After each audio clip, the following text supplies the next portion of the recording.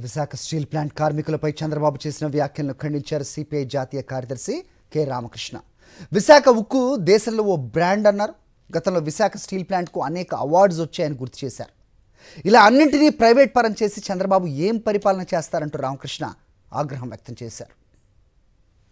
పైగా సిగ్గు లేకుండా తెలుగుదేశం పార్టీ పార్లమెంట్ సభ్యులందరూ కూడా కేంద్ర మంత్రి గారి దగ్గరికి వెళ్ళి మిట్టల్ స్టీల్ ఫ్యాక్టరీకి క్యాప్టివ్ మైన్స్ అడుగుతూ ఉన్నారు.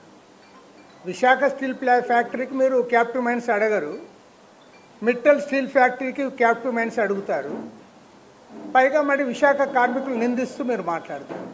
కాబట్టి అంటే చంద్రబాబు నాయుడు గారు ముందు నుంచి కూడా ఈయన ప్రైవేట్ రంగానికి అనుకూలము, ప్రభుత్వ రంగానికి వ్యతిరేకము, పరిశ్రమలన్నీ కూడా ప్రైవేట్ వాళ్ళ చేతుల్లో ఉండాలి, ఎడ్యుకేషన్ ఇన్స్టిట్యూట్స్ అన్నీ ప్రైవేట్ చేతికి అప్పచెప్తా ఉన్నావు, మెడికల్ కాలేజీలు ప్రైవేట్కి అప్పచెప్తా ఉన్నావు, టూరిజం డిపార్ట్మెంట్లో 22 హోటల్స్ ఉంటే వాటిని ప్రైవేట్కి అప్పచెప్తా ఉన్నావు.